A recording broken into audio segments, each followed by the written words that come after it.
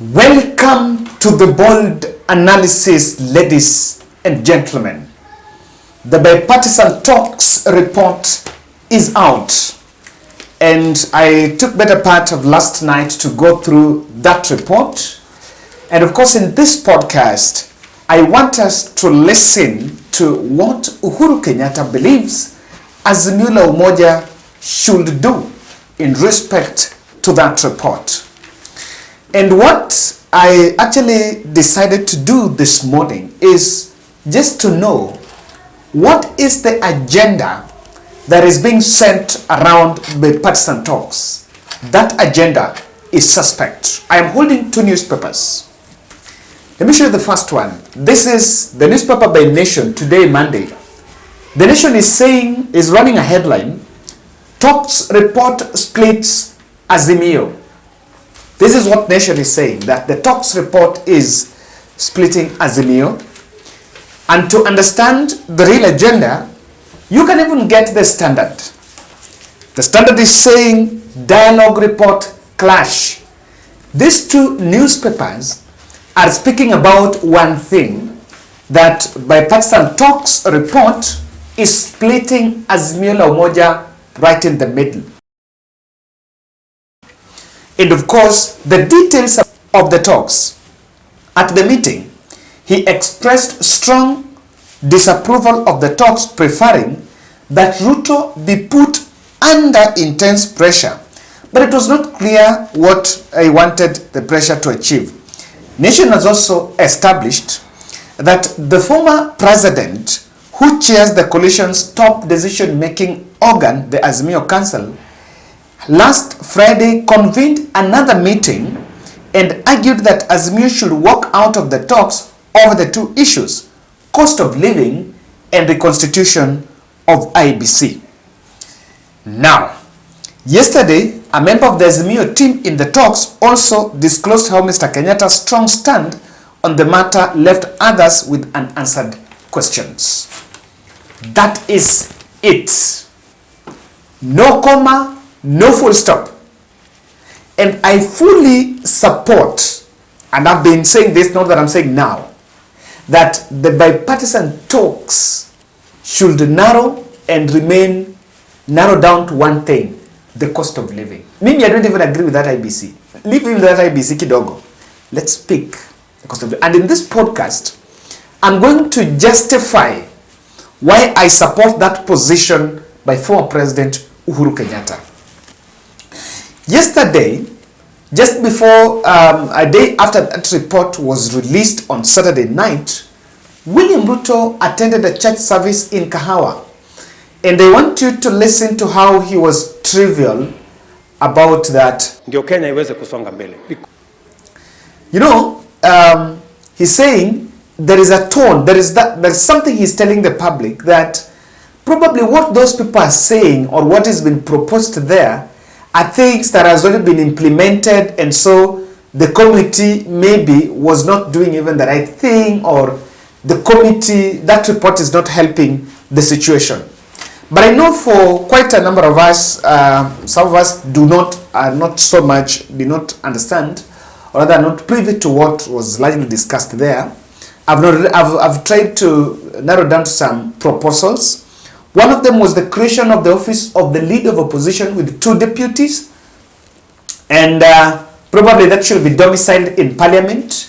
So if it's to be domiciled in parliament, I don't know whether then some parliamentarians will have to relinquish their positions for the leaders. So that means that if it is Raila, then the 2 deputies will be Kalonzo and Martha Karua. Now that was so designed to fit, and that fitting is suspect. Number 2, creation of the PM post. Now there is some contradiction here. There is a clause that says that office of the cabinet secretary to be created, now. There is also another clause that at determined time, a referendum to be conducted to change the system of government from the presidential to the hybrid parliamentary system, where the National Assembly will vote to create the position of of that prime minister. So it's bit of, if it is a referendum, it is there. It is just another provision that it be created now. Number 3, creation of the poll audit team to have 6 members, expertise drawn from both Azimio la Umoja and Kenya Kwanza. Stop it. Just you guys give us a break. Stop it. You know, that is just another conduit of wasting money, while it is another opportunity for William Ruto team to run a whole month or 2 months propaganda on we won, on how Chebukati, on how deep state, on Uhuru this, on Uhuru that. Stop it. What you expect, in fact, I looked at that and I was like, wow, now that is a diversionary. That will digress. I'm telling you, if you form a committee of 6 people to discuss about 2022 general election, that audit will not happen in that committee. If I'm lying, someone can tell us. That audit will be happening in the church fundraisers and in the weekday events and in some launch of events. It will not be that committee. You are giving these people, you are giving Kenya Kwanza an opportunity to run a visibility campaign on how they won the last election, on how they overcame the deep state and I don't know which deep. Forget about it. No, I don't agree. Leave it as it is. Then was the 2 on reducing, maybe scrapping housing levy, could not be agreed between the parties. And maybe you need to get a snippet of Kalonzo's speech there. Now, Kalonzo's speech and Ichung'wa's speech were well reached, and there are 2 sides. It's only Kalonzo who mentioned on what they've agreed, but Ichung'wa, there is something that Ichung'wa said. Ichung'wa spoke and said that the talks have given a country some sort of, the country was going through a demonstration, so it was just a matter of containing that demonstration. That's it. That's not it. The point here is those talks came because of a political aggression. Now, Kenya Kwanza, and there is a man I normally follow, Ndindi Nyoro. The reason why I follow Ndindi Nyoro is, in William Ruto's government now, the only leader that speaks what William Ruto is saying, the only person that is still remaining to, is still worshipping William Ruto like a semi-god, is Ndindi Nyoro. Rigathi Gachagua nowadays is a bit, you know, is a bit radical. He can make his own decision and make his own. But there is this one man, Ndindi Nyoro. I listened to Ndindi Nyoro's speech yesterday while William Ruto was in Nairobi. Ndindi Nyoro, who is the head of budget committee in the National Assembly, was in Embu. And he made a political statement there that I wanted to listen. And in terms of why the country did not need to that shows that Kenya Kwanza are not going to put their best foot forward in implementing some of those proposals. Ukihesabu ama ukiangalia uchumi wa Kenya over the years, every time we subject our country into a contest of any nature, either an election, either a referendum of any nature, if you check the economic performance, there is always a negative influence of those contests to our economy. Ukiangalia uchumi wa 2003, uangalie break ya 2005 referendum, ukuje 2007, ukuje pahali yote tumekuwa na referendum, utaona inflation goes up, you'll see economic slowdown. Nimesoma hiyo report. Na mimi vile nilisema mbeleni, uchaguzi wa Kenya walimaliza. Na Kenya ni democracy. After every 5 years, we go to the ballot. I am requesting that our country can no longer continue, number 1, to discuss about which leader will occupy which position. Maneno ya vyeo ati hii kiti ama ile, I believe it is the wrong timing to discuss about those things. Secondly, I believe it is the wrong timing to put Kenyans into a contest. Kwa sababu nimesoma katika hiyo report, most of the things for them to be actualized will need a referendum. Kenyans cannot afford another time of contest. Kenyans can only afford time to work because our economy needs work. Ama nyinyi watu wao mnasemaje? Mnataka referendum? Mnataka prime minister? So mimi nauliza kwa heshima, vile walisema beleni wale watu wa opposition, walisema wanataka tuzungumze ati bei ya unga ishuke. Bei ya unga imeshuka kwa sababu ya fertilizer na baraka za Mungu za mvua. Kwa hivyo hiyo haihitaji siasa. Na pia hata kwa report sijaona kitu hata moja ya cost of living. Hakuna, nimesoma. So, yes, if some of those proposals necessitate the popular vote, and I remember even David Murathe has also said this, that Kenyans should have a final say in that. Those provisions that require a referendum, the country should not starved or be deprived of an opportunity to extensively debate and participate. Now, let me say, the reason why I even support a referendum for some of these things against what Kenya Kwanza is saying is, that is the only thing that will make Kenyans own those proposals. When there is bit of that mobilization, the public is going to enjoy the benefit of awareness, the benefit of public participation. When people are lobbying, whether you support this clause or they denounce that clause, the country is going to have a sober debate, because each camp will be telling the country what they believe is right or wrong. But I want to tell you, I've been saying here, the reason why Ichungwa, the reason why Ndindi Nyoro does not want to even rethink about a referendum is because they know that government is unpopular now. They are unpopular, and anything they can bring forth and someone tries to oppose, they will lose in the morning. Not because even the document is good or bad, but because they're already bad. Remember the reason why BBA was opposed? Not because it was a bad document, but because it was Uhuru and Raila in it. Now that is the same fate that can befall Kenya Kwanza. That's what Ndindi Nyoro is not telling the public. They don't want to subject it to a popular vote because they know Kenyans are very angry, are wild with the current crop of leaders. Now, what's next? The next thing here is, the report is supposed to be subjected to parliament, taken to parliament for approval, and there should be bipartisan approach in approval so that everything there passes through is passed unanimously. Then, that was after 21 days. Then it will go to the president's assent. So, there's no problem. It's like we have just created some commission of inquiry to come up with proposals, then run to parliament. Then, what is the whole essence of then doing the whole thing in parliament? Now, if you want to know that the interests are divided, and that is why we need to stick to one interest that will not divide all of us. The cost of living that Uhuru Kenyatta is insisting on is not going to divide the country. And those who will run away from it are just going to be selfish or political sellouts.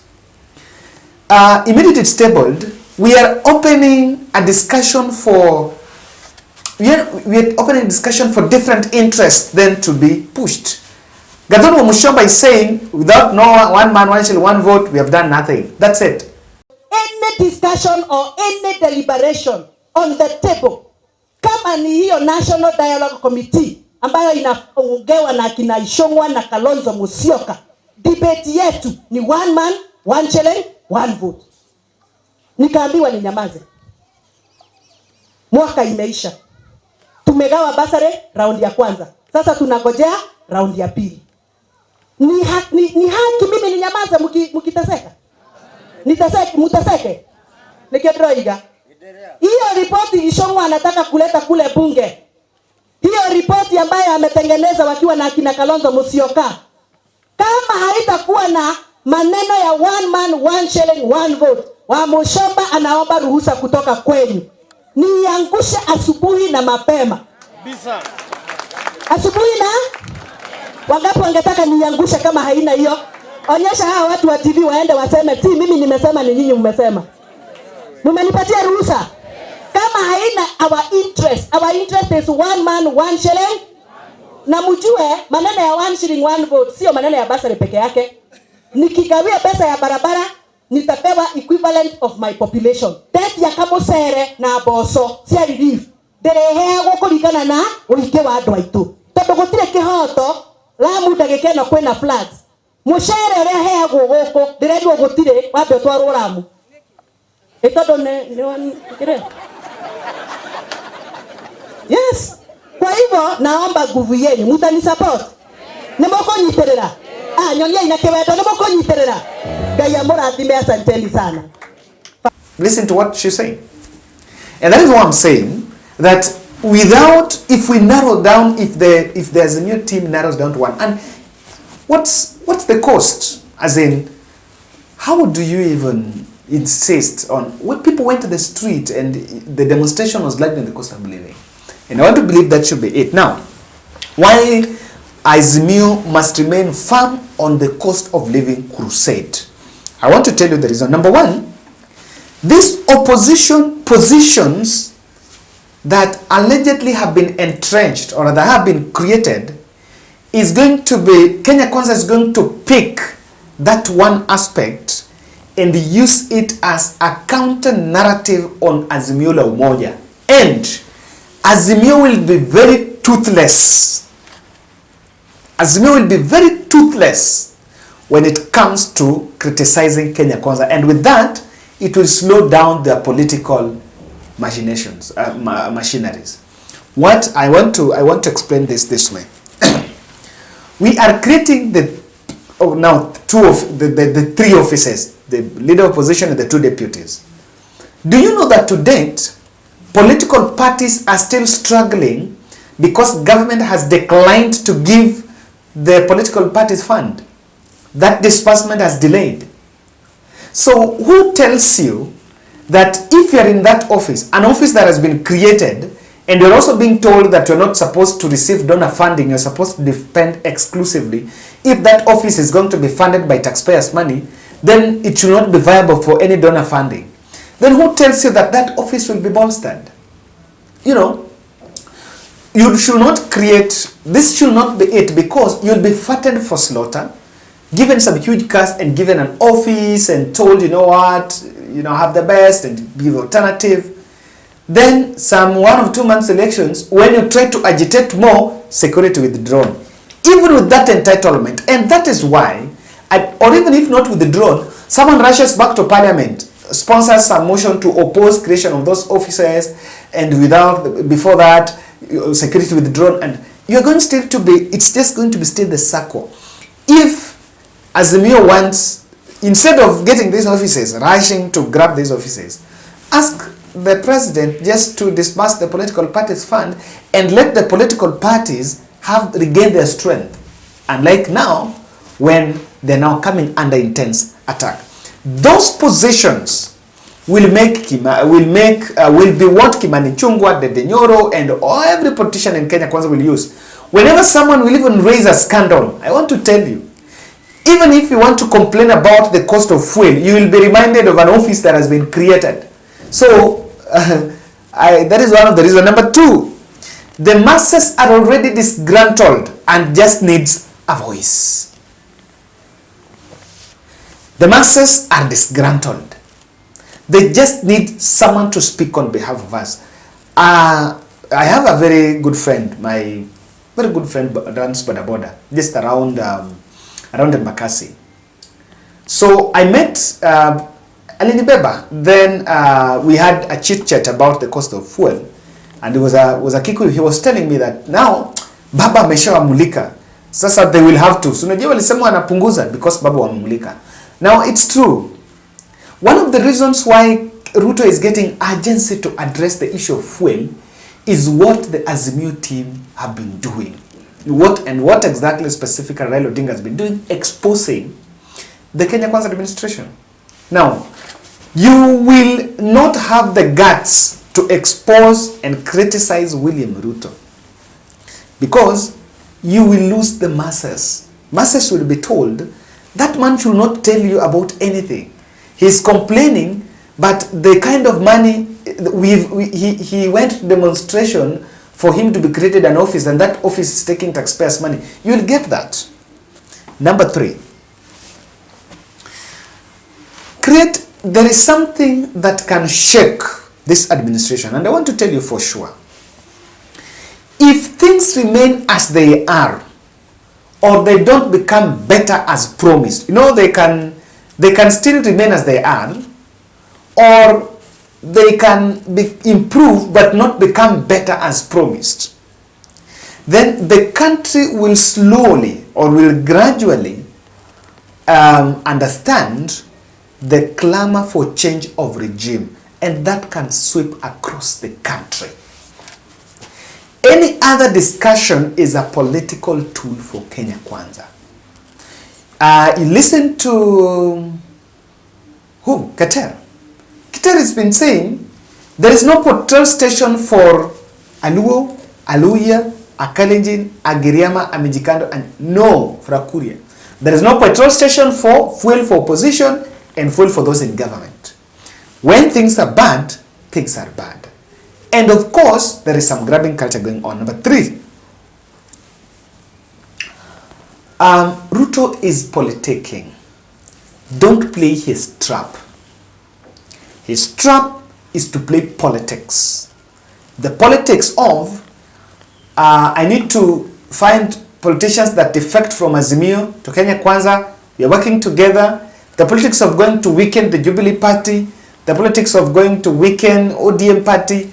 Ruto is politicking and is strategizing for 2027. Now, if you fall into that trap, I want to say, and drop the ball on the cost of living, Ruto will have a field day on this. The best thing that Azimio can do, and where they need to remain, is already there is some hostility going on that the government is facing. So the best is just stand in the gap of reminding them things are bad. And Uhuru was in the last administration. Uhuru was the former president. Uhuru knows very well that if there is something that is very difficult to contain, is the general public. Politics you can always manage. Politics you can manage. But when it touches to the masses, you cannot manage the masses. And in the fullness of time, things will not work well for William Ruto. Ladies and gentlemen, that's my take. What do you think? What do you think of Uhuru Kenyatta's position on this? From my end, I feel it is the super position that Azimio must take and avoid these shenanigans. Thank you.